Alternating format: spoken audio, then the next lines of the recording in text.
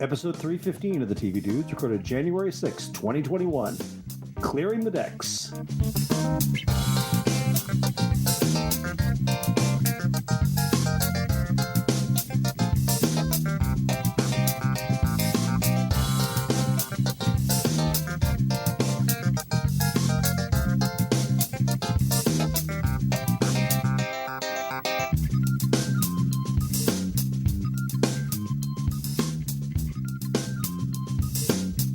It's our first show of 2021, and we are clearing the decks of the last few shows from 2020.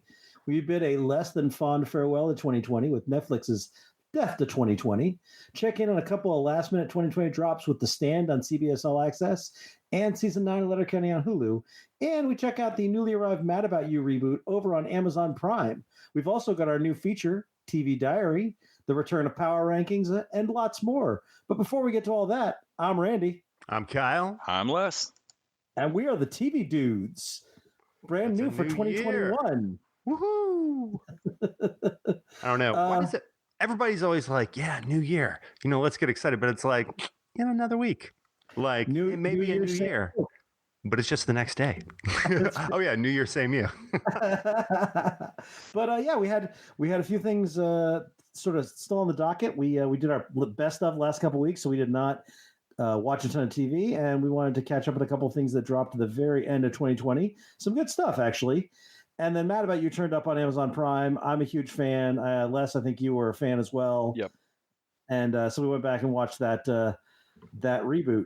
And I have a very controversial opinion about it that I'm going to keep to myself until it's time for that. I'm going to be respectful about the Mad About You fans. That's right. And not bring up all my mess early on.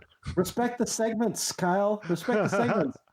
Regular segments are a big part of our appeal. Regular segments like the Power Rankings.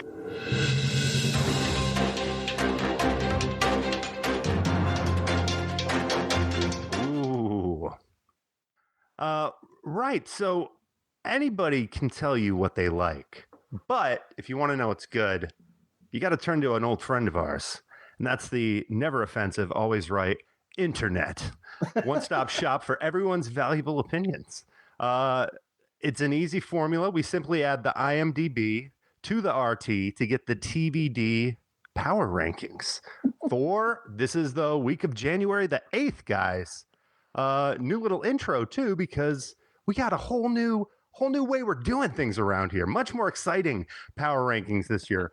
What I envisioned for the power rankings before I just saw Disney Gallery, making a Mandalorian at like number 3 for the entire year with, all that other stuff that was up there. So I think what we have is a much better system moving forward. You may have noticed from my intro, we are cutting Metacritic. I'm sorry, guys. Yeah, fuck those that guys. was just too unreliable. And I think the real thing that sealed Metacritic is nobody puts Letterkenny in the corner. Nobody. So moving forward, and maybe we bring him back, but we'll see. But for now, there was just too much unreliable rankings there. Yeah. So this gives us 300-point score. And the way that it's going to work moving forward is each show is going to get 6 weeks. All right. If we talk about it, people have 6 weeks to watch it. All right. For that 6 weeks, we'll then rank the top 10 shows. So each week there's going to be new shows coming on the list and old shows coming off the list. And looking at what we're talking about for next week, we may even start throwing some shows on there early, like when they debut, even if we haven't talked about it yet, and let them ride out and compete with the stuff that we're talking about. Does that make sense? Of course not. So we got a moving window of the top 10 shows for you, right? That's going to be constantly updating. Yeah. I like this. So Kyle, the 3 rankings are what again? So it's going to be IMDb score. Mm-hmm. And then on Rotten Tomatoes, we have the audience score and then the critic score. Right. So we're going to take those, get 300 points. And then here's the top 10. If you take like our last 6 weeks of 2020, here's what our top 10 would have been for that. Number 10 through 5, we'll go through these kind of quick. The Good Lord Bird on Showtime, number 10. Interesting. The Exorcist on Fox, number 9. And that's Exorcist season 2, which came out in 2019. But this is TV, dude, so it's getting its time to shine here in 2021. A three-way tie for number 6 is the Trial of the Chicago 7, Agents of S.H.I.E.L.D. season 7. What? And Supernatural, I just put an infinity symbol for the season. Yeah, no, it's a crown at this 15. point. I think they managed to do the thing on level 3-1. Yeah. But again, because you got to think, there's only like 20 shows we've talked about in the past 6 weeks, 20 to 30 shows. So yeah, Agents of S.H.I.E.L.D., which was a Patreon poll, in the number 6 spot. I am weirded out that Agents of S.H.I.E.L.D. is vying along with Trial of Chicago 7 That's so weird. It's got very strange. It's the number 7. That's Agents what connects Sorkin. All right, so the top 5, which is much more interesting. Number 5, The Mandalorian. Gosh, I cannot believe this is number 5 once I tell you what's above it. Mm-hmm. Yeah, Mandalorian season 2, number 5 spot on the list. Number 4, The Crown season 4 over on Netflix. Mm-hmm. Number 3, another Netflix, The Great Pretender. The anime, that was another Patreon poll in the number 3 spot. You know, it's also it's a newer anime. I think that's part of the thing. The new season just came dropped out over the summer. Yeah, you know, and it's actually pretty good. Our Patreons take a hell of a lot of abuse from me, at least, about picking anime constantly and how anime is. But I gotta say, our Patreons are brilliant, and our patrons are brilliant and suggest amazing shit. Because Carol and Tuesday ended up on our top list. Great Pretender ended up on apparently everyone's top list. When we keep getting pointed at, like I can't argue with our ask that they please just point us at the best that anime could offer. Because I feel like they've returned that favor. And the problem now is I talk to people on the street. Well, no, because of quarantine. But if I did have streets to talk to people on, I'd say things like, "Oh yeah, anime's great. Most of the animes I watch are awesome." Oh yeah, from what I can tell, anime is batting a fucking 1,000, except for Kill la Kill. I've watched like 5 of them. So number 2 on the list is The Expanse, which, Randy, you are always like, guys, we got to watch The Expanse. Yeah, and Grant poo-pooed. Grant was like, that's terrible. How can you watch this show? Yeah, but 94 Rotten Tomatoes and then a 95 audience score. Wow. Those are good numbers, even if we were doing like last year's rankings. But number 1, and this is super expected. I also saw an interview with her today, and it was just super endearing. But The Queen's Gambit over on Netflix. That makes sense. Yeah, it was kind of great listening to Anya Taylor-Joy. I know I'm saying that wrong. No, I think that's right. Well, they were saying it, and I was like, I've never heard anybody say your name the way you say your name. Did they like rapid fire, like Anya Taylor-Joy? Is that it was like that? But no, apparently she was working on something else. I can't think of like. I'm not as familiar with her movies to know what it was, but she was working on something else at the start of 2020. And when this show came out, she didn't really have any context for how much it had blown up. Yeah. And then she was wearing masks and a beanie, and I just put my hand over my microphone. She was wearing just a mask and a beanie, so you could only see her eyes. But since she has those crazy eyes, and half of the Queen's Gambit is the camera just right on her face, she's like, I got recognized everywhere, even with a mask. And she was like, this kind of turned me to like, oh, I'm famous now. She's like, how popular is New Mutants? Yeah, right. Nobody recognized me from that. But yeah, no, that's kind of what I was thinking. But that one looks like it's only got a couple more weeks on the list, so something could bump it down. All right. Real quick, just kind of the theme of this episode, cleaning up from 2020, clearing the decks. You know, if you look at the rankings from last year, The Expanse would have come in at number 17 on our list of 160 shows for the year. And that's a 3-way tie with Brooklyn Nine-Nine and Never Have I Ever. Here's the like look for a connection long enough and you'll find it. Remember there was like that slew of shows that had names like Never Have I Ever? Uh-huh. So The Exorcist is tied with I Know This Much to Be True, or I Know This Much is True, which is another one of those those shows that That's are the just Ruffalo impossible twin, to market. right? That's the Ruffalo one, yeah. Yeah, but they are down in the number 63 spot. They're right above Dev and Dave, and Umbrella Academy and Lovecraft Country. Yeah, I'm so glad to be done with this 2020 power ranking system. There's no power in here. We got the real power come 2021. Yes, with our new algebraic formula. I love the IMDb plus RTs, AS, and CS gives us the TV DPR. Oh, it's so easy. I drew it on the window in my dorm room while my roommate, Mark Zuckerberg, typed it all out on the computer for me. Who used all our yarn? Kyle, why are you pinning things together? Well, Kyle, thank you for the inaugural power rankings of 2021. And now it is time for a brand new segment that we started, and we're calling this the TV Diary. Now, you may not know, or you probably have guessed, the TV dudes watch a lot of TV on any given week. And so we thought we'd just kind of sort of track it and talk about sort of, in addition to, what we watch for the show itself, what we call the TV homework. Well, yeah, what we watched for work. Yeah. What else was on our list? And the first week of this was January 1st through January 5th was the first week for me. I watched a lot of TV, guys. I watched a lot of stuff this week. I think mostly this is just a little cell in a Google spreadsheet for us to freak ourselves out with the amount of TV we watch. So in addition to 3 episodes of The Stand, which we're going to talk about this week, and all of Letterkenny season 9, which we're going to talk about this week, I also worked ahead a little bit. So I watched Cobra Kai season 3 over on Netflix. I watched Transformers Earthrise over on Netflix. And I watched History of Swear Words over on Netflix, which all of those are going to be on future shows. I also watched Star Trek Discovery season 3, episode 12, which I think we all watched, or maybe Les did not, but Kyle did. Yep. And then I watched the Master Pancake guys mock Wonder Woman 84, which was a ton of fun. I wish I had time. When I saw that on your list, I was like, that is brilliant and amazing. And I love how they can do this with every HBO Max release this year.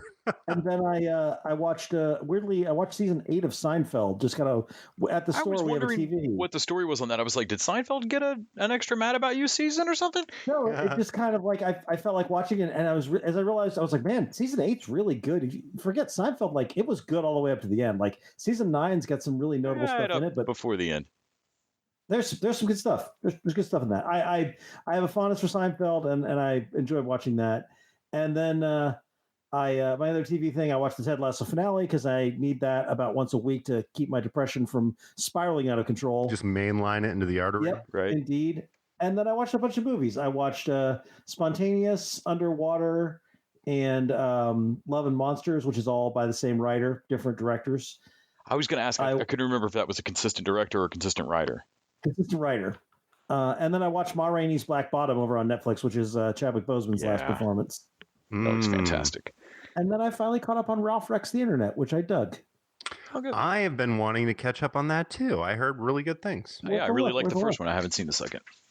And then the other thing I watched that we all watched is The Mandalorian Gallery. At least we all watched a little bit of it. The season 2, instead of doing a full season, they just did like one documentary worth, basically. Yeah, I wonder if they're going to expand that into some more stuff. I feel like they covered everything. What's interesting is when they were producing, Disney Gallery season 1, they could have been producing more shows, and now moving forward, they got a lot of shows to produce. So I imagine they may be busy. Right. There's actually a team at Pixar that's all they do are like the Disney or the Pixar bonus features. And they shoot those interviews and they follow around. That'd be cool if it gets to where like the Filoniverse has a guy or a team like that. Yeah, its own just like constant film everything. Mm-hmm. So what about y'all, Kyle or Les? Which one do you want to go? I've jumped in. I watched maybe 20 minutes of the Mandalorian Disney Gallery season 2 ep. I just didn't get nearly as into it. I don't know if I felt like they'd covered what I wanted to see behind the scenes or what, but I just didn't plug into that one. I tried to pace Letterkenny season 9, but it's only 6 episodes, and so we were shocked when it hit the end. But I can't wait to talk about it. That ending was great. I like how they're bouncing back and forth. Watched. I think I've got one left on Mad About You season 8. Oh, okay. And so I didn't go. If it hopefully it doesn't cliffhanger and they all die in an apartment fire or something. But I don't think they're making more of that. But either way, tore through that. I watched one episode of History of Swearing last night, the fuck episode, because Randy tweeted that it was amazing. Of course, we watched Death to 2020 on New Year's Eve. I was almost not going to watch that because the idea of Black Mirror recapping 2020 was more than I could handle. It was a little frightening, yeah. And so I was really happy when I watched the trailer that it looked funnier than bitter. It was so fun, and it was really funny. Then I watched the first episode of The Stand, which I love that book, and we'll talk about the show in a bit. Fanny is watching Ted Lasso for the first time, and so we have one left now. She's about to get to watch. We just watched Nate the Great tear into the whole team, I think. Oh man, yeah. And so, and then I've been rewatching. I tend to pick shows like older shows that I want to watch while I'm writing on something personal, like a personal writing project, and that doesn't have to fit in the. It doesn't have to be like about the same subject matter as what I'm writing, but it's got to be a certain amount of me thinking about my own project. And I don't know, it's a weird category of shows that I want to watch while I'm working on stuff. And I had thrown on Fringe just to kind of get into a sci-fi mood for the thing I'm writing. And so I've watched almost a season of Fringe. And then because I wanted something just fluffy that I could be making notes while my brain's churning on my own thing and the TV's just on, I started rewatching Franklin and Bash, which is a brotastic legal-ish show from a few years ago, probably 4 years ago, with Mark Paul Gosselaar and Breckin Meyer. Yeah. Nice. Oh, and Lisa turned me on to Tiny Chef's Show on YouTube. I don't know if anybody else has seen that. I don't know what that is. No. So Jackie Tone from Glow. Oh, yeah. She doesn't do it. She's best friends with Tiny Chef. And Tiny Chef is a meticulously stop motion animated little set of YouTube clips that has caught fire. And he sings to himself in kind of a little nonsense language that's like, like it's very Swedish Chef kind of, but a little bit more adorable. And he makes bread and sings songs and is learning French on Duolingo, and his best friends with Jackie Tone and calls her all the time. And then because of that is now friends with Kristen Bell and calls her. And so Kristen Bell pops by, and it's just so weird. It's one of those things where you'll watch an episode going, what is this? And then the second little bit will come on and you'll giggle a little. And then like within a couple of minutes, like your brain either breaks and you're just losing it at this, or you have already turned off YouTube. Kyle, what about you? So part of my morning routine is I've been watching some of the late shows first thing next day. So I've been watching Colbert and Jimmy Kimmel tend to be some good ones. I've caught some of the Seth Meyers like clips on YouTube, and his segments aren't that bad either. But I think Colbert and Kimmel are really killing it right now. And Kimmel, like everybody in California, his show just went back home, and I think they're like doing another lockdown. So he's back at it. LA is very, very scary right now. Grand Tour presents A Massive Hunt, their new special, which came out over Christmas. Watched that this last week. They had so much fun, and got my wife into it too, which was pretty great. I'm assuming that A Massive Hunt is a play on. Yeah, I dirty, right? There are a couple of massive hunts. I'd say all three of them. I watched most of what you guys have already mentioned. We're going to talk about Soul on Patreon, a couple of other ones. Yeah. But then I went back in the Wayback Machine. First, I watched season 1, episode 21 of the original Mighty Morphin Power Rangers. That's the final episode in the Green Ranger saga where they team up and we get to see the Mega Dragon Zord, whatever it is. It's like the Dragon Zord and the Mega Zord come together. It was pretty cool. I needed a moment. And then when it was done, I saw Shannon was just taking pictures of me grinning the whole time while I was watching it. Yeah, so then I took the iPad into the closet where she couldn't see me, and I popped on Spider-Man, the animated series, 1994. And I watched season 5, episodes 4 through 6 first, which was their version of Secret Wars, which is completely different. It revolves mostly around Spider-Man characters that they already had from the show. So the Beyonder brings a bunch of villains to this planet, lets them destroy it for a year, and then tells Spider-Man, if good can beat evil, you win. You got to go to this planet and, stop all these people. And it was like Doctor Doom, Doc Ock. I could go on. But he gets to get Captain America, Iron Man, Storm, Black Cat, a bunch of characters to come and like help him. They form like a little team, Fantastic Four. And then episode 7 of that season is just they're straight up their Spider-Verse. Which is nothing like the Sony Spider-Verse that we got. Mm-hmm. It's got Scarlet Spider and the Man Spider thing. Oh, right. Who else? Iron Spider was one of the characters. Yeah, because this was in the 90s. They were doing different. Yeah. So I did not know that the theme song of that show is performed by Joe Perry from Aerosmith. Mm-hmm. Whoa, it's a good theme song too. That's actually why I watched it. One of the podcasts I listened to, like every 4th show, he puts that at the end of his shows, like his outro music. And I was just like, I'm yearning. Plus, I only watched the first couple seasons, and then I got a little older and was having trouble finding. Like, I didn't have as much TV time. So later on, like season 5, which on Disney Plus, if you're watching these, that Secret Wars clip through is episode 61 through 64, because they all have it just as one season on there. Mm-hmm. But you can look up the normal episode chronology on IMDb. But yeah, no, it's fun. I think it holds up. I mean, obviously for like a 90s cartoon, but I was still digging it. And then Mad About You connection, it's got old Hank Azaria as Eddie Brock Venom. Oh, we'll get to Mad About You in a second. I've got some no, he's saving up about Mad About You that I'm saving for you guys. All right, Buckmans.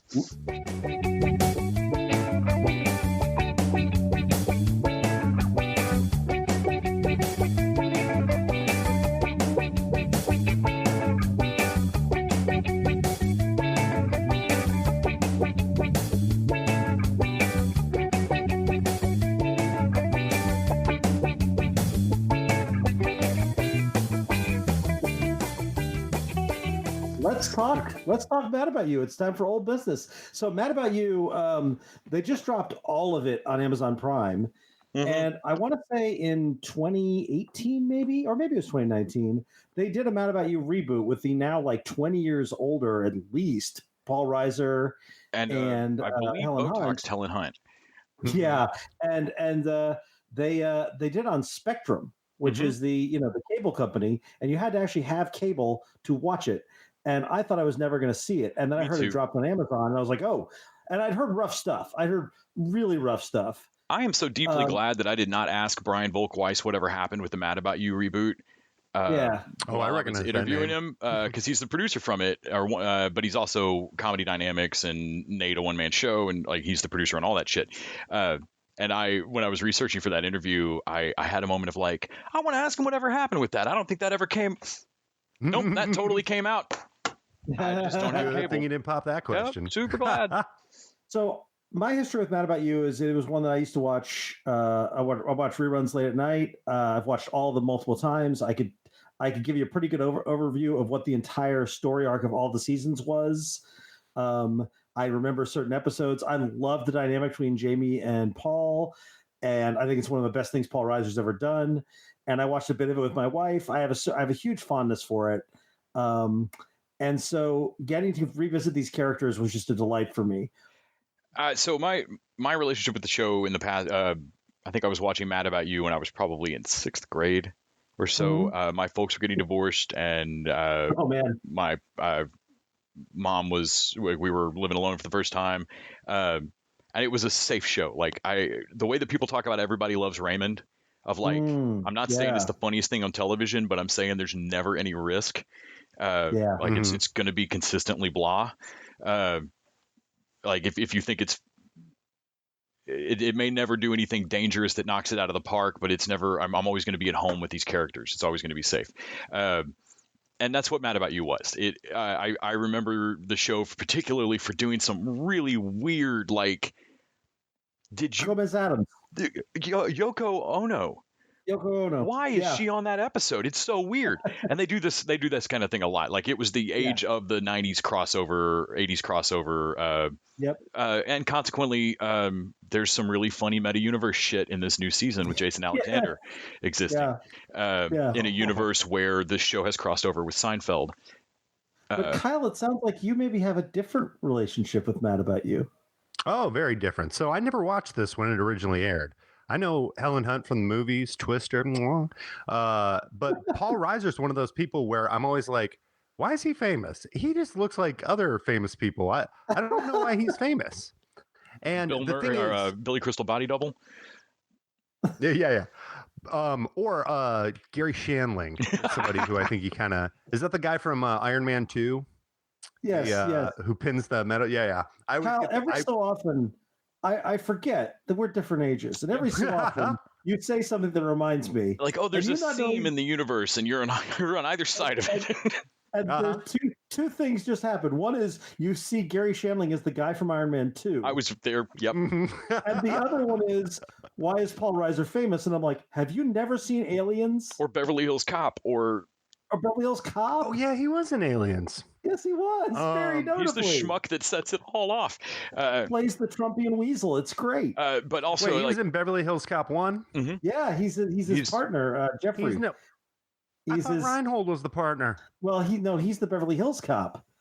He's his buddy back in Detroit. Reiser's the buddy back in Detroit. We may have to do a Beverly Hills Cop Patreon marathon. We could definitely do that. Before that, I still never seen 3, so. Well, we got Coming to America 2 coming out. Maybe we do an Eddie Murphy one. I like it. Anyway, so go back to Mad About You. Yeah. So I looked it up real quick, and I remember seeing this on. This was a highly syndicated show when it aired. So I had seen it, and that whole Paul Reiser thing kind of made sense after that.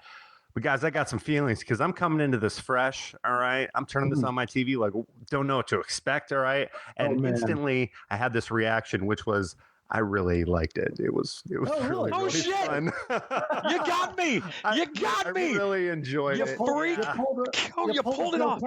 You pulled a Joe Parsons on me here. Yes, it's the opposite of the Omen. No, this was not only was this really fun, it like transported me back to that era of sitcoms before the Big Bang Theory, when you could still get in for some of these shows and there wasn't kind of the stigma that we have now, which is, that kind of the quality of these shows, isn't where it used to be. But gosh, I love that. I love that his editing assistant was that actress we really liked from Abby's. Yes. Mm-hmm. Yeah. The casting for Mabel's on point. Yeah, the Mabel cast. So in the original Mad About You, spoilers for a 20-year-old TV show, the final episode I haven't seen it yet. has their adult daughter doing like a documentary film about her parents, and their adult daughter is played by Janine Garofalo. And so I thought they did a great job casting an actress. I'm like, I can see her growing up to a Janine Garofalo type. That makes sense. I thought I wasn't sure how much she was going to be in it. I thought since it was an empty nester show, they might be like, she's in it a little bit, and then it's all about the two of them. And I'm glad that they didn't, that they have her sort of as part of it, and her college friend who she roofies. I adored that character. Near tries to kill in the middle of the night. Oh God! And so I think I was the first one to watch this, and I messaged you guys, and I was like, I don't know if you guys have any fondness for this. I'm really digging it. Unless you were like, oh yeah, Fanny, this is one of Fanny's favorite shows. I'm going to want to watch this. And so I binged it in I think 2 days, and it was like a warm hug. It was like I missed these characters. When I watched the first episode back, they're in the apartment. They make a reference to the sliding floor. Where did Mabel's bedroom come from? They in the one of the last seasons. Like I never get into the architecture of fucking floor plans or anything, but that apartment get bigger. Like the building was going to be a condo, do that. And I believe they bought the apartment across the way from them from the British neighbors. I think you're right. There was actually a story about that. Yeah. Or I loved when I went to. Oh, sorry. House of Leaves. Oh shit. there was a story about it. I think they were like considering whether or not they're going to move out of the apartment. It might have been the final episode. I think you're. And they said something about buying the apartment across the street, across from them, which was a callback to an earlier season where the British neighbors were trying to buy their apartment up underneath them to expand their apartment. Speaking of callbacks, The casting was great, and all the actors coming back was great. I love them getting her sister back. Except Fran. I wonder what happened with Fran. I don't know. Yeah, Polly back was a joy of the fucking season for me. Or Yeah. Ira back. I'm sorry. Oh man, Ira and his new relationship is one of my favorite things. Oh my god, Ira speaking Italian is just the greatest. And the whole cheesemonger thing, like all of it was fantastic. But in the cheese episode particularly, they bring in David Harbour as a guest star. Oh man. And he walks in to buy their apartment, and the first thing out of his mouth is this floor slanted? And I fucking lost it. Like, Kyle, I don't know. Having not watched the original show, the level of callback that was for me, like I looked at Fanny and was like, oh shit. Because they go through a whole fucking thing about like, is this apartment floor slanted?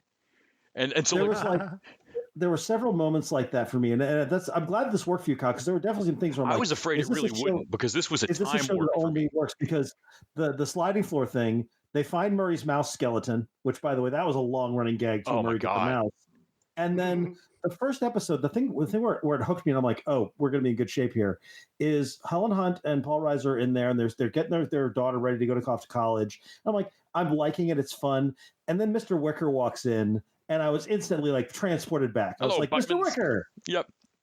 And that was all I needed was a little bit of nostalgia.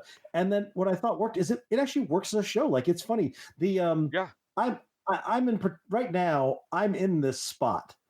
I've been married a long time. My kid is about to turn 18 and go off on their own.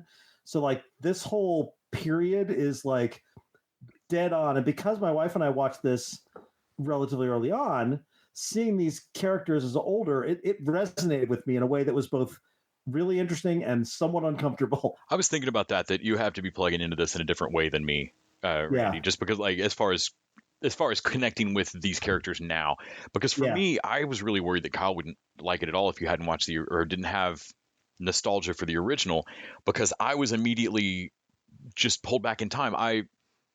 The Connors has come back. I mean, like Roseanne coming back and then becoming the Connors and stuff. Like other shows have rebooted completely or tried to bring it back. I have never seen, I don't think, a show as successfully pick up a sitcom from a different era of television, write it the exact same fucking way, do it the exact same way, and it work again for me. Where I mean, I feel like they just simply made 12 more Mad About Yous. Yeah, they just took 20 years off and made a new one. Yeah. And didn't miss any time. And I mean, literally the only thing that was really jarring to me is the fact that Helen Hunt's forehead does not move. Jamie can't move her eyebrows. Yeah, it is a little weird. Yeah. And and honestly, whatever. Like that makes, I was trying to figure out what it was, because in the images in the beginning, in the opening credits, she looks fine. Yeah. It's not until you see her, and we kept looking at the screen like, what is going on? Like, I know that's not just her looking old, but yeah, it's like her face doesn't move kind of normally. I mean, her lips got a little thinner. That's age. That's fine. But I went back and watched like watching older episodes after we had watched these new ones, and like realizing, no, she can totally move her eyebrows. She just doesn't. I really hate that us and like every other viewer is probably going to be thinking and talking about that, and that because that's the first thing they do is they crack a joke about it. Like, do we look old? Does my face look tired? And I was like, that's a really smart and clever way to open this. Fanny and I, go ahead. Sorry.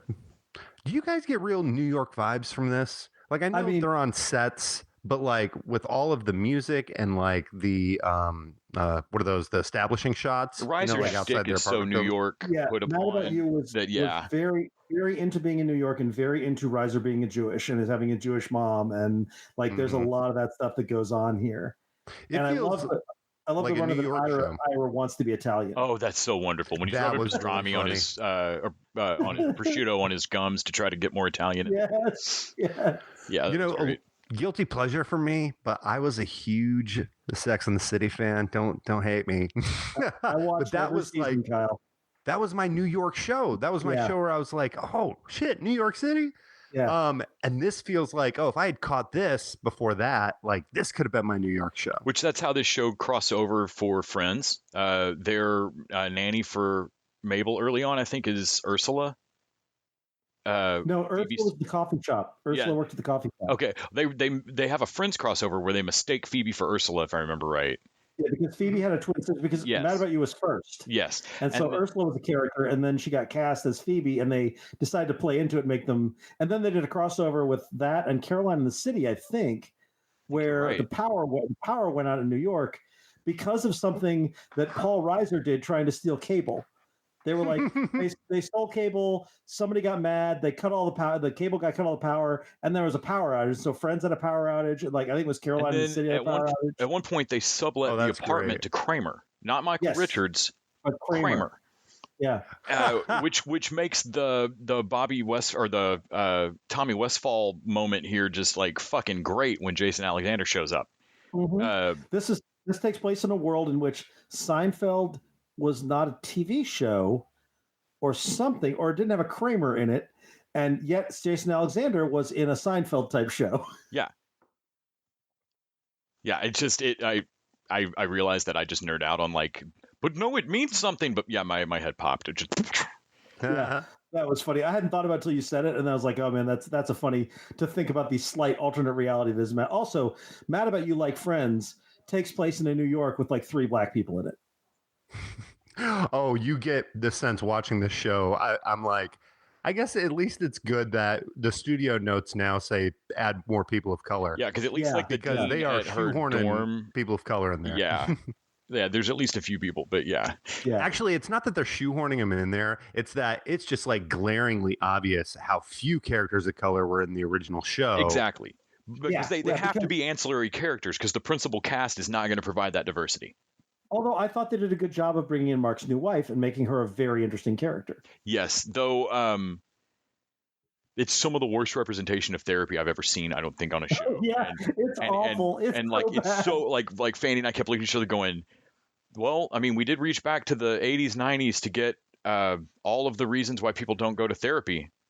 Because they believe that this is how their therapists are and that this is what's going to happen. Though Cloris Leachman was fucking hysterical. I'll say this, by the way, Les, to your point of it being sort of a safety show. It mostly was, but every now and then they did an arc where Paul and Jamie were having trouble and she cheated or almost cheated. And then they did, and the final episode, they definitely they split up for a while. And I thought they did that this time out too, because they had a thing where he sort of unloads on her, and it goes from being funny to really uncomfortable. That is one of the most fantastic 3 minutes of writing I think I've seen on a sitcom in 10 years. Yeah. Paul Reiser's delicate walk from I don't even want to say anything. I mean, why are we even doing, I just want to like, okay, well, all right, so fine, as an example, and then it going from a joke to you realizing this dude's had this built up for too long. Yeah. Because we've all had that moment where you waited too long to say something and now you can't say it rationally. Right. Yep. It just because you hear the dam break in him and it just keeps pouring out. And it's not the normal Paul Reiser, Jesus Christ, Paul, stop. You can hear he has to get this out. It's every little thing over 25 years of marriage or whatever. It's one of the most well balanced, I think, little character turns I think I've ever. I was amazed. Like I paused. It was like, holy shit, this is as good as the fat therapist episode was, or it was bad.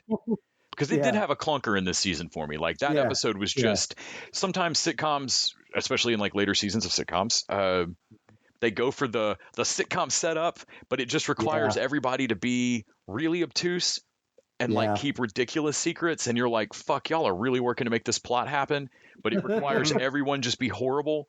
And there was one episode where I was like, this requires everyone to be bad in a way that is silly. Yeah. But it's a sitcom and it's Mad About You. And when we jump back to watch some of the older ones, the Yoko episode and stuff, there was plenty of times on Mad About You where I'm like, y'all are doing the Lord's work shoehorning this in. What the fuck? I miss Hank Azaria and Lily Taylor, and I want them back. Oh, I did too. Yeah, for sure. Kyle, what do you think? You going to go watch some older ones of this, you think? I may actually, because I definitely don't get thrown by the aspect ratio or the frame rate or anything. There's a lot of stuff. I mean, I love Doctor Who, like the Eccleston up through the new stuff. And I mean, a lot of that's different aspect ratio and frame rates. But no, I was excited to find out that Shannon was really into this. She watched a lot of this. She's a little bit older than me. But she watched a lot of this when it originally aired. And yeah, we watched a bunch together, and we may go back and watch some more. Nice. All right, so this seems like a good time to remind you that you can support us by going over to patreon.com/tvdudes. Throw us $1 an episode. In exchange, we get to keep with our streaming services, pay for our hosting costs, and you get bonus content each week. This week, we're going to talk about Soul over on Disney+. That's the new Pixar movie. And we also have our $20 showrunner level. So if there are shows that you want us to throw into the rotation, they don't have to be anime. They do not have to be anime. They're going to be anime, though. You got to make them a top 10 show. That is correct. It's got to be the best anime. But you can buy into that level. Give us a couple ideas, and they will go in. And as Kyle always likes to remind us, you don't have to buy in at that level. You can still make show suggestions. But if you do it at the showrunner level, we are compelled to watch and review the show. Yes. Oh yeah, you're keeping the lights on. Are you keeping the streaming on? Yeah, for sure.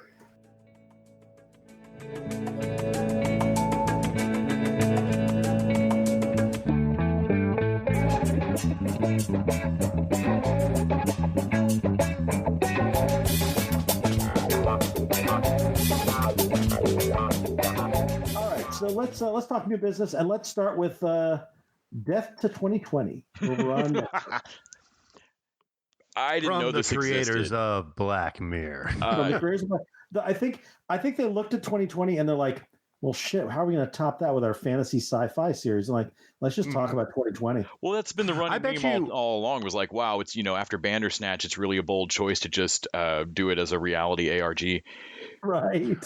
No. I guarantee you, Black Mirror had their apocalyptic, The Stand / what was the Amazon Prime Utopia? Yeah. They totally had that. They saw 2020 and they were like, you know what? Let's put that off to the side. Let's not. Charlie Booker just walked into the offices one day with one of those long fireplace cigarette lighters and just lit the fucking writer board on fire. No, man, that was our whole plague show. Mm-hmm. We got to pivot. We got to do something fun. We got to entertain the people. This is a faux documentary featuring a pretty star-studded cast playing characters as if they are parts of 2020. So we got a scientist, we got a historian, we got a Karen. We've got a journalist played by Samuel L. Jackson. Yeah, we've got Kumail Nanjiani as the tech mogul. Yes, Joe Spear, I believe, is the influencer. Oh my god. Yeah. Oh, I didn't know. I only make like a few million a month. I didn't even know that this existed. No, me neither. We were hanging out New Year's Eve, and Fanny was like, "Hey, do you want to watch that Death to 2020 thing?" I'm like, I don't know what you're talking about. She was like, "The people that do Black Mirror recap the year." It's like, I don't think I can do that. I don't think I'll come out of that okay. And so we watched the trailer for it, and I was cracking up. Like, honestly, what broke me, they have like a regular person, British citizen. Yes, yeah. And she's hysterical. She's dumb as a sack of rocks. But when she closes the trailer with, "Will this be on Quibi?" Yeah. Yep. And I was like, sold. Hit play right now. Let's watch it. I did not expect everybody to be fake characters, though. What did you think was going to be coming out of this? Well, real quick, the reason you hadn't heard about it, Les, is because part of the evil of Netflix, they don't have to market any of their shows. No, it's just going to be on all the TV. Netflix users sit there and go through those menus when they can't find anything to watch for like more time than they watch shows. Like, it's part of the Netflix cycle. Oh, you're right. So it's like the Black Mirror stuff always catches me off guard because I don't spend as much time like browsing the menus as I used to before I had homework. But it is kind of the evil of Netflix. Yeah, you're right. They just kind of sneak these things on because they can. Yeah. I had no idea. I saw a couple people I knew talking about it. And then I turned it on one day when I was like, well, I don't want to watch a show, but I want to watch something self-contained. And I loved this. Do you guys think, I think that there's two sort of, everybody's good, but my two like knockout performances are Hugh Grant as the historian and Kristen Milioti as the Karen. You sound just like my kids. Tell me I'm racist and their friends and my wife's friends and my wife and my friends. I love the gag that he kept conflating history and fiction. He's like, "Oh my god, yes!" The guy's like, that's Game of Thrones. He's like, no, I'm talking about history. I haven't seen a celebration like this since the forest moon of Endor. With those little bears. I was there. So I'm the historian. If I keep my little helper out of your frame. Oh my god, that fucking wig he's got is so bad. It's killer. And Hugh Grant, I don't know if you guys saw The Gentleman, the Guy Ritchie movie.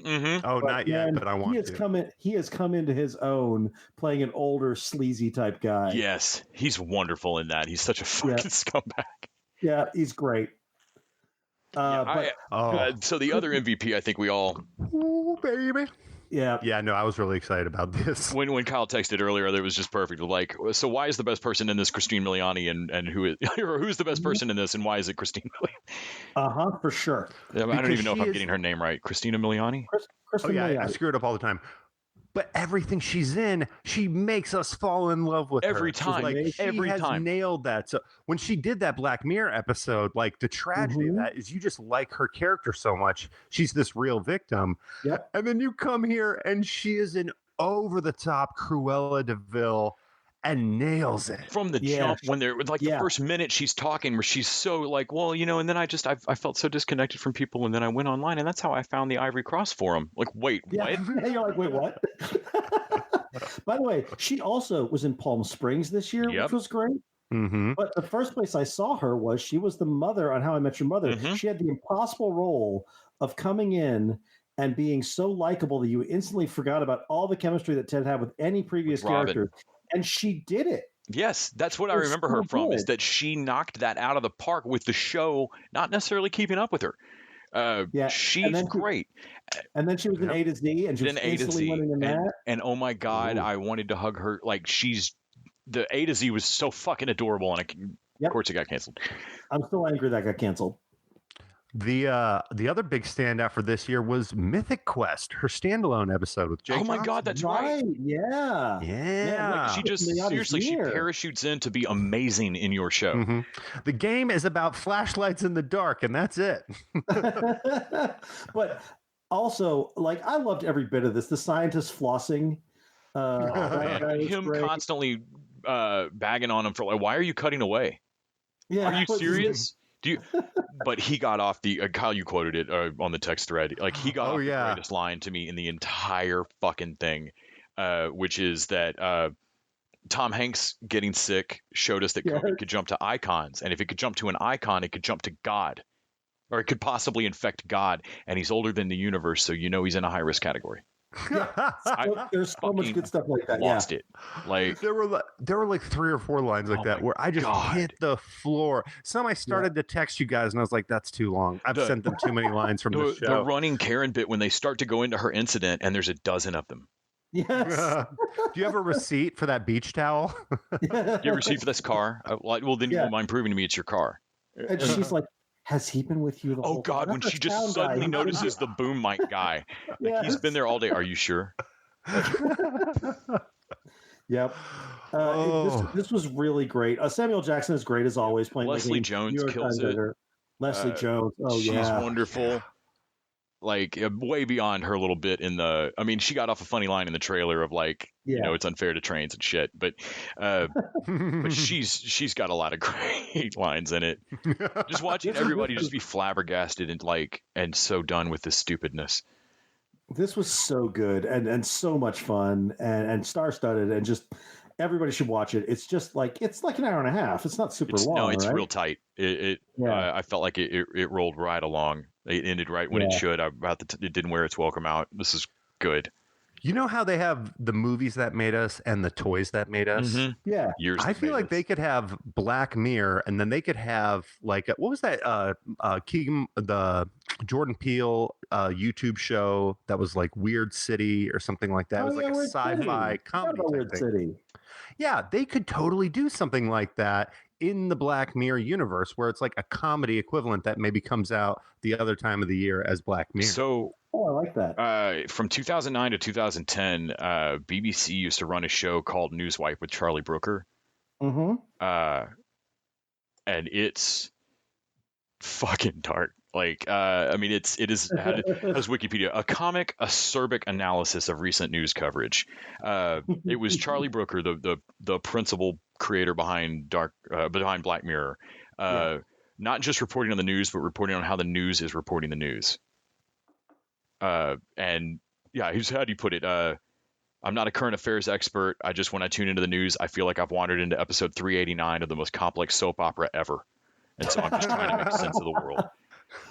So yeah, if you want to, I mean, unfortunately it's not current events, but like I wish they would let Charlie Brooker pick up, and maybe he probably just doesn't want to. I bet he'll let him do whatever he wants, but I wish he would pick up a news show again. Like since I was bouncing between Hassan Minhaj and John Oliver, and Hassan's show is canceled now, so I need something to Netflix. Fucking Charlie Brooker me up here. This makes me think a little bit of like Vice and HBO. I see this whole like Black Mirror universe part of Netflix that could be its own thing if it wanted. So what's 2021 like? Well, Black Mirror is our news show.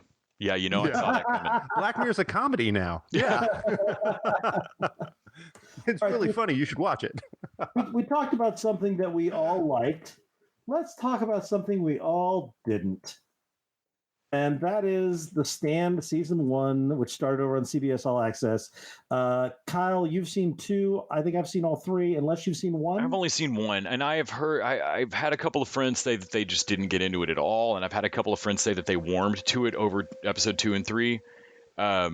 Stephen King adaptations. I don't.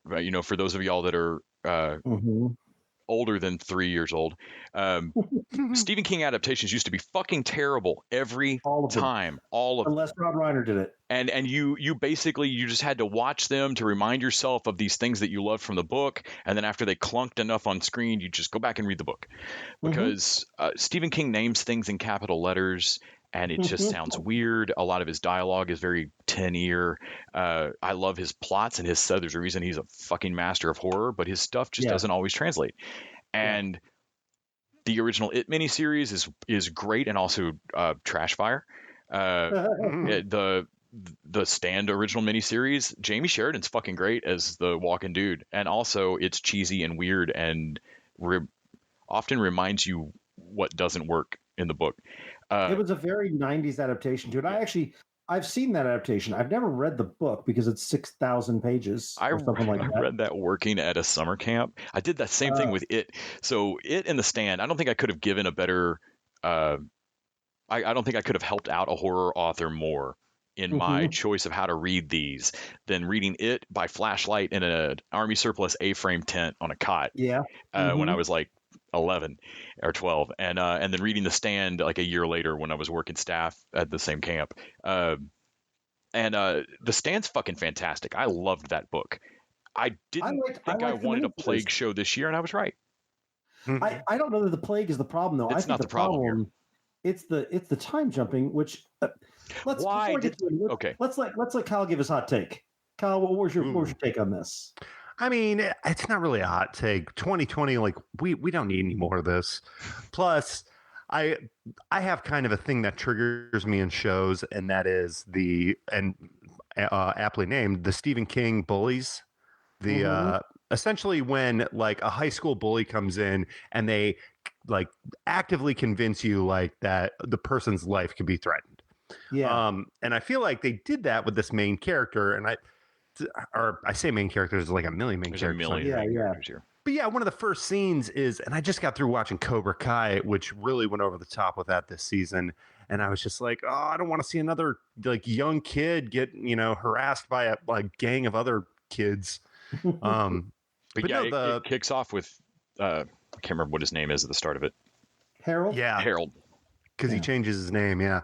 But no, the kind of the whole setup of it really just felt like, okay, this is like some of the cool stuff from The Walking Dead, but like none of the action stuff, none of the zombies, nobody's got a bow and arrow yet. Yeah. Like I feel like it's missing that. And then you nailed it with that whole time jump thing, because there are places where like Tarantino uses the time jump effectively, but his movies have like 4 or 5 distinct time jumps that all kind of complete the story. Yep. This is just like, that's like the form of their episode. Like if this is a variety show, the monologue would be a different part every episode. Yeah, so that's the thing. Yeah. There's a reason to do time jumps in The Stand, and I think that there's a way you could have done it, because The Stand starts with a big plague and has the world sort of fall apart, and then it becomes this conflict of like supernatural good versus evil, of Mother Abigail versus the Walking Man. And if you were doing a story of like, you were starting with a big confrontation and then backfilling the stories of their troops, basically, and in the meantime doing a third story that's like showing the plague. Like there's a way you can make that work that is like, oh, we wanted to get to the interesting stuff first so that people didn't lose interest and not realize what we were doing. We didn't want it to be the first 4 episodes are all about the plague, and then it becomes a weird, like there's a way to do it, but instead it's almost random the way they do it. Yeah, they could have teased me out some shit at the end of each episode. Yeah, but instead it's like randomized. Yeah, and it's like all it does is make things jumbled for no reason. And I think that they were trying to like really get a punch of like, you meet this one girl and then you find out that she committed suicide, but it's never punched, and it's underplayed, and so it's like. Can we talk about that for a second? Yeah, for sure. I apologize, but if you're into this and you want to watch it, this is definitely a spoiler that we're going to get into. But I feel like this it speaks to like how savvy our TV audience is now, because in that episode you're talking about, the actress they bring in, that was Heather Graham, right? Mm-hmm. Heather Graham. Which she's a huge actress. She starred in a bunch of shows and movies herself. When you see that actress come in and she's not on any of the marketing or in any of the opening credits, right? It's like, you know, the second you see her, like something bad's gonna happen. And at the beginning, when they're like running from those guys, that was used to good effect, because you're like, oh, is this when she's gonna get it? But yeah, kind of towards the end, like the whole finale of that episode was lost because you knew where it was going. It was just like, how are we going to get there? Contrast that with the rug pulled out from under you in a similar situation in Utopia. Yeah. How shocked I was that we lost an actor so quick in that show. Yep. Wow, it is like the total opposite of that. Again, another spoiler for Utopia, but they essentially do the same thing, but they do it in a way more clever way. Where I've seen that, and again, this is a remake of a show, and I was still fucking shocked to death in Utopia by it, because it was and they could have got away with something similar on The Stand, and they just don't play at the power. It's what made me feel that they spent $1 bajillion on this and things didn't get fixed in writing revisions, and I don't understand it. So can I tell you what I think went wrong here? The co-creators are Benjamin Cavill and Josh Boone. Josh Boone did New Mutants and something else, and he does not have a great track record. Cavill worked on Justified. He wrote 1 episode, and then he was a story editor for a season. And that sounds like a great and he wrote Wall Street. He wrote the original Wall Street. And that sounds like a good thing. But then you look at his later stuff. He wrote an episode of Homeland, and then he created SEAL Team. And I'm like, if you're doing The Stand, if you're doing this sort of post-apocalyptic, larger than life, I don't think you go to the ultimate like procedural guy who did SEAL Team. No, that's a wrong resume for this. And I think that was the problem. It was the wrong guy. I'll say I was watching this through the filter of having seen The Stand, not remembering it very well because I saw it in the 90s when it first came on. But I was like, okay, so that's the Molly Ringwald role, that's the Gary Sinise role, and I'm placing like who these people are. And I vaguely remember their arcs, but not that well. But I thought James Marsden did a good job in these sort of thankless. Yeah, I actually really liked him. I don't know if he definitely didn't save the show for me, but he saved those episodes for me. Yeah, like there are good performances here. It's just that the story is not. I mean, the kid who plays Harold is playing a good sort of incelling type. Yeah.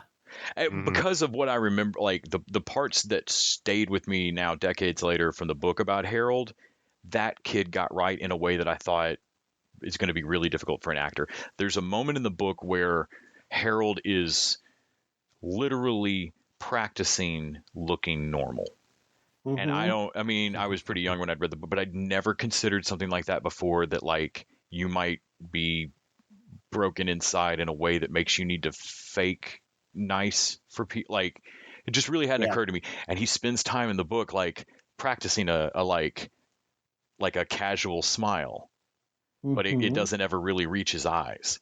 And they talk about that, and then that kid nails it Yeah.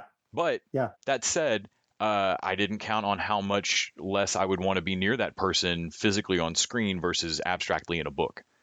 Right. And like, there's times Ooh, where yeah. like king villains that work in books or things that happen in the book are fine, and then they get somehow turned up a notch or made too real on screen or too hokey or whatever.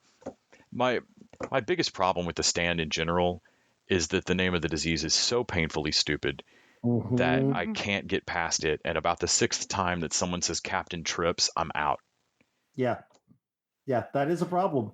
And it's a problem they could have easily dropped. I mean, you don't have to call it Captain Trips. You just don't There's have been to. a novel, there's been a miniseries, there's been a comic book series. You can just drop the Captain Trips and call it something Some Stephen else. King hardcores would have been super mad about it, and their Who anger cares? would have generated you publicity for the millions of people who don't care and are bothered by Yep. it.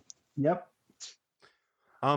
What was interesting when you guys were talking about the creators of the show, it's not surprising to me that they would get their hands on a Stephen King property because, like you said, everybody's gotten their hands on a Stephen King something. Well, it killed it. I mean, it was great, the adaptation. So Yeah, there have been good ones lately. Yeah. But in the early '90s, there were some not so great ones. So it's just that's kind of the baseline. But this had, you mentioned James Marsden. It's got Amber Heard in it. Had J.K. Simmons for a second.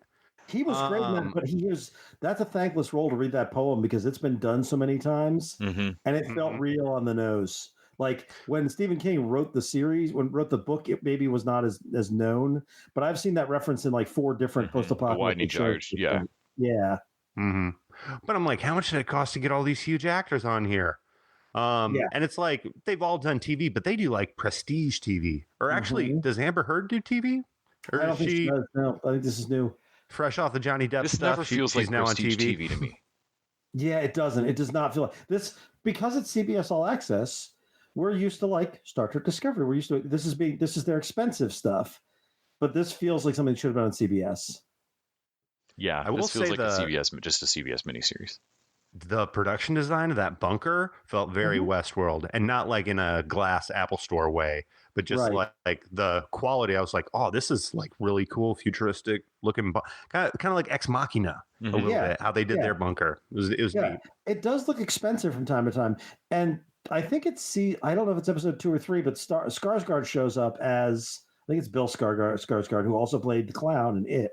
I think I lose track of my Skarsgårds. But he is playing Randall Flagg, and No, that's Alexander Skarsgård. That's Eric Northman from that's Eric the Vampire from True Blood. Okay, right, different Skarsgård. Yeah, that's his older brother. Don't let your Skarsgård down, Randy. There's like 4 or 5 of them. Fuck. Well, it's funny because Bill Skarsgård played It and also was in that Castle Rock. Castle Rock, and that's why I thought it might be the same Skarsgård. And his dad's in the Marvel universe and was in Good Will Hunting. He's got another brother, Peter. And then there's Alexander, that's the vampire. So he plays Flagg, who is supposed to be the sort of creepy villain of the piece, and he plays him well in the scene in the jail where he goes to recruit one of his guys. And I think this is in episode 3. Kyle, did you see this scene? Yeah, in the jail. I know what scene you're talking about from the book. So maybe it's the episode 2, and it's really well done and really the dude's creepy. Gonna die in the jail, like the world's ended. It's locked up. Frightening. Yeah, I want to see more of that, and that might keep me watching it just to see him play the Man in Black. But on the flip side, Whoopi Goldberg's mother Abigail, there's nothing there. It's so bad. You've got to have presence. Like she can do that role. She should be Guinan again, but it is just there's nothing there. She looks like she wandered out of a community theater play. Like her scenes feel like SNL mocking this show. Yes. Until you said that, now I can't unsee that. What's funny is people have made that comment about shows in the past, and it's like the second somebody makes that comment, you can't not see it when you look at that show. I just feel like there's going to be an SNL skit where like every 3 minutes somebody turns around and there's just a cornfield behind them, and Whoopi Goldberg's like, "I have advice for you." Man, she should come back as Gaia on Picard. Yes. Yeah, they got the setup for that. There was talk of that, I believe. But anyway, I don't know. I think none of us were super moved by this show. I don't know if I'll keep watching it or not. I was real not in the mood. I mean, I was excited when they first announced it, and then 2020 happened, and across this year, I'm real not excited about a Plague show. And so I sat down to watch it because I loved the book, but the like we hit shuffle on the script first episode was real. It just didn't grab me. I don't hate it, but I'm going to watch it because I love Stephen King books, not because it's a great show. I'm not going to be recommending this to a lot of people. In the same realm, it's I feel that Utopia did some things, especially with John Cusack's character, that were just scary because I'm like, man, if an uneducated audience watches this, they might think that some of this is real or based on reality. You could put at the start, yeah. They never had that moment in the stand. Oh God, no! Felt super like. I'll say that I really liked that part. It didn't get It didn't get my hackles up about that at all. No. This did not feel at all realistic. Which I think in 2020, that's actually a good mark towards this show.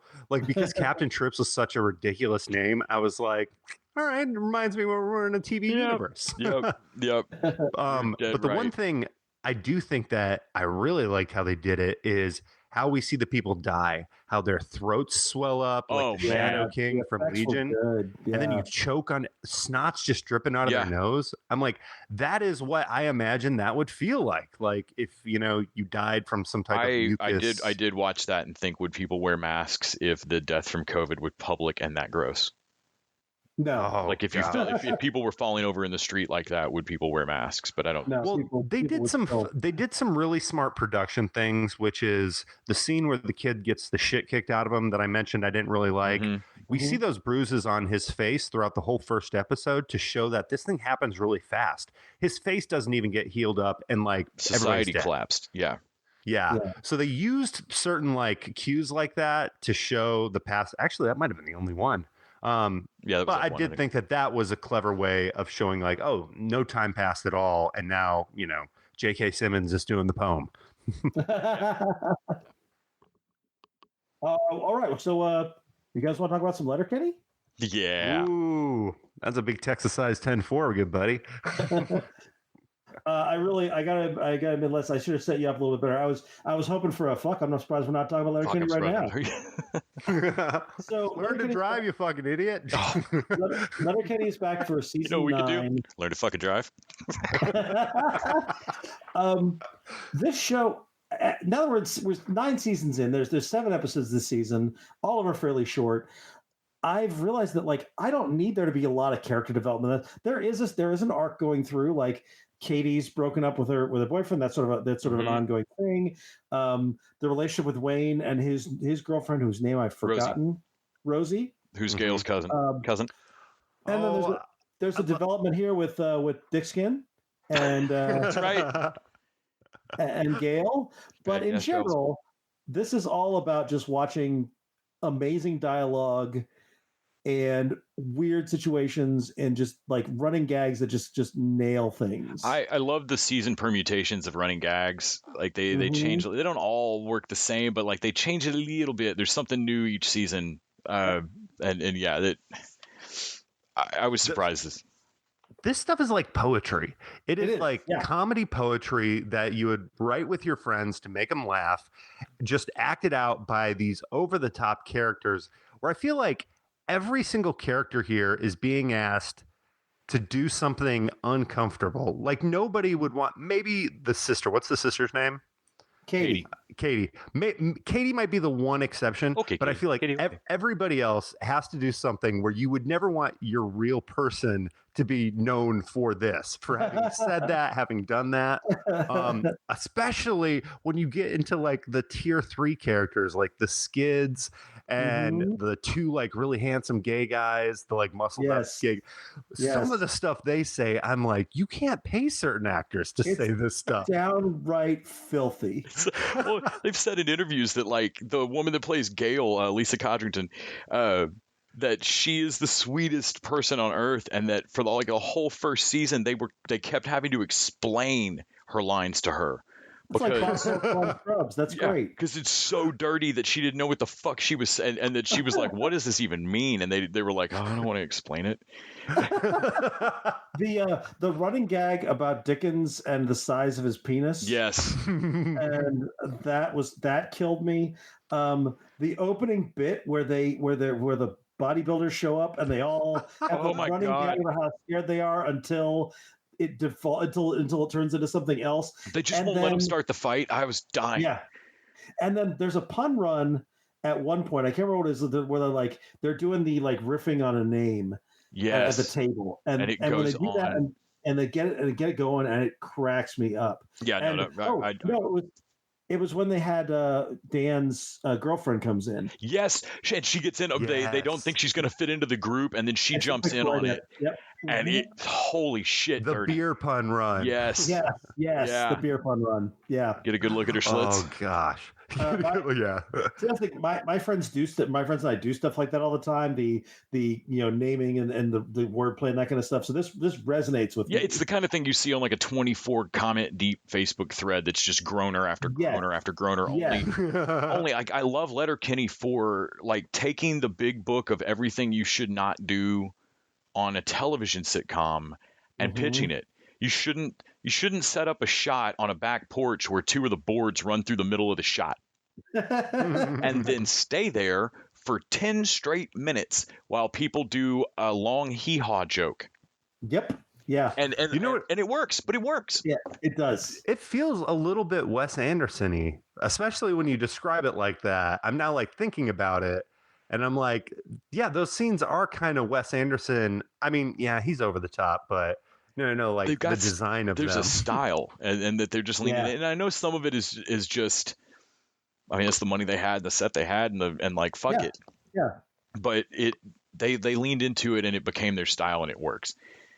But this season they had the one with the kids where they grab all the kids in town to have them sit down, chips, soda.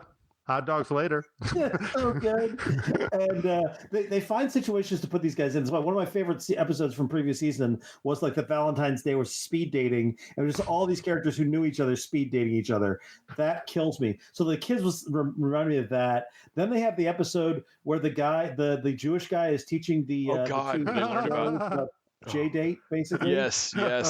J-swipe is what they Oh, and I love when he gets to like, so part of being a Jew is you got to do good things for other people. That's why I'm teaching you how to smash ass on J-swipe. It's like, honestly, I shouldn't have the competition, but it's a mitzvah.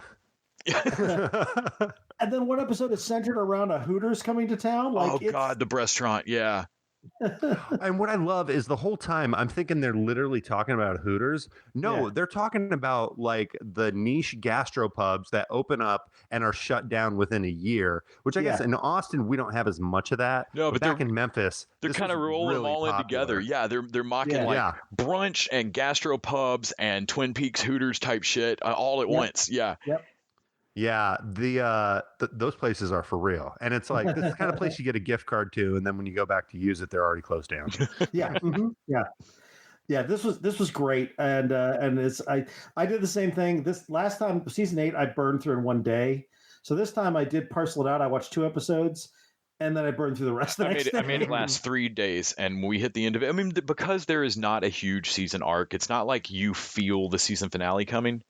Right. Like we talked about a little bit about Doom Patrol. I got super mad at this season of Doom Patrol because the season finale feels like a penultimate episode. Right. To the degree that I was like, what? Like I really didn't think I had just watched the last episode of that and was fucking mad.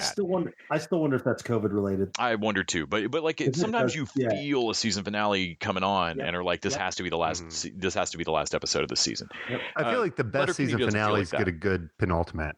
Yeah. Letterkenny is always so short that I get to the end of it and I'm like, oh, that's right. There's only like 6 or 7 of these. But they have figured out the exact amount of time to wait to totally flip the character dynamic on the show because they've done it to me at least twice now where I've gone 6 episodes and have really come to accept Mary Fred as part of the group. And I'm really liking her. I'm liking her interaction with Wayne. I like what she adds to the group. Oh, fuck. She cheated on him. She's out. Boom. Out. Yeah, that still breaks my heart a little bit. It does. I love that character. It killed me. And I didn't. Honestly, I didn't want Rosie back. And nothing wrong with that character. You just sold me on Mary Fred. Yeah. And then they bring Rosie back and they spend this season. And by the end of it, I'm like, you know what? Rosie's one of the fucking gang. She's Gail's cousin. I love her. She's fucking great. Son of a bitch. Mary Fred's back. I love that they made the joke about you kind of look like Lenny Kravitz's daughter. Yes. Yeah, I also liked in the last season they did the flip of Katie and her boyfriend and her beau. Yes, and they come back to that at the end of the season. So when I can't remember her name, the French Canadian girl that was with Derry for a minute. Yeah. But when she walks up and is like, Derry, I wanted to know I started dating somebody. I wanted you to hear it from me first. And then she turns to Katie, and I was like, did she and Katie have a thing? Because Katie that's what it looked like. But no, when they reveal, and I'm honestly, I like the character of Dirk so much. I'm glad that he's on and off the show again. Like, because he's great. His whole like very cool, very sweet, very cool, very yeah. I love like I all love his running. His running gag is different than everyone else's, and it makes him fit really well. The American Buck and Doe episode, I think it's episode 2, is the one that gets Jaker and all their. They sub in basically for the hockey team. So instead of like Boomtown, instead of Fisky and all of that, you get these guys around the table. I miss the hockey team this season. Me too. I miss all of them. I will say though. Oh, sorry. No, go ahead. Are you gonna talk about the beer league thing? No. Those guys, those redneck guys you're talking about, like the army dudes. Yeah. I know people like that. Like that hits so close to like high school and college. And I've been at those parties where everybody all the guys take their shirts off. And people are looking at me like, Kyle, why do you still have your shirt on? You look weird. And I'm like, this is weird. All these dudes with their shirts off right now. Why'd we all take our darts off? But that happens in like, that's making fun of reality. But no, the hockey team, sorry. The beer league thing, I thought the coach oversharing is never funny. Never stops being funny. God, it was so good. And it was their stand-in for the McMurrays this year. Like the McMurrays were only a little bit in it, but he got a long-running barb pun going in the bar one day in one episode where it just goes on forever. But the finale here with like Dirks and Derry's ex-girlfriend, it's like the Legion of Doom forming. It's great. And Indian Energy. I was so glad that Tanis is back. I was like, oh, fuck yeah, what's Tanis been doing? That's right, she owns the team now. Yeah. Oh man, well, this was fun. I don't know when new seasons are coming. Yeah, they also waited the perfect amount of time to drop some Shoresy on us. Yeah, and the Shoresy line this season that had me crying, and I went and tried to tell my wife this, and she did not think it was as funny. But the setup where he goes, like me and your mom broke up. She ended up sending me flowers like I was some broad. She wanted me back so bad. I got her running around town now on my Pokemon Go. I'm like, is that for real? Yeah. You got to catch them all, little shits. To home. Gotta catch them all. That had me crying. I have her around town on my Pokemon Go. Side note, I was in an Uber one time, and the guy had his girlfriend in the passenger seat. And I was like, oh, why is she here? And he goes, she's doing Pokemon Go. And she didn't say a word the entire time. So, Letterkenny, good. Death to 2020, good. Very Mad good. About You, good. The Stand. Did you guys hear us talk about Letterkenny? Well, to be fair. To be fair. Oh wait, I do like they got like 3 to be fairs in this year. Yeah. Oh god, yeah, that was a great one. The whole table doing it. Oh Kyle, I found the transcript of that episode. Your mom said she'd do anything to get me back, so I got to run around town on my Pokemon Go. Fuck you, Shoresy, we're done. Fuck you, Jonesy. How do you think I feel? I got to fuck your mom one more time because she still has my Game Boy Color. The comeback of like no man, fuck you, I'm mad. She still has the Game Boy. God, that's so good. That will officially close out 2020 for us. Next week, we're bringing in shows from 2021. Thank you, Kyle. Thank you, Les. Thanks, Randy. Thank you, Randy. Thank you to our listeners. Thank you to our patrons. Reminder that you can go over to patreon.com/tvdudes, throw us a buck an episode, and then you'll be able to listen to our bonus content, which this week is going to be us talking about Soul. Skip it, bop. That's some jazz scat. Oh, yeah, you're jazzing really well. You're jazzing. I'm jazzing. So until next time. Zibbity bow, TV dudes out. The TV Dudes is an independently run podcast out of Austin, Texas. We are exclusively listener supported. If you'd like to help us out, go to patreon.com/tvdudes. You can also find us on Facebook, Twitter, and Instagram at TV Dudes. All the music for our show is done by our friend and original TV Dude Gregory J. Amani Smith. To find out more about us, go to thetvdudes.com. I'm Randy Lander. I'm Les Weiler. And I'm Kyle Scott. Thanks for listening.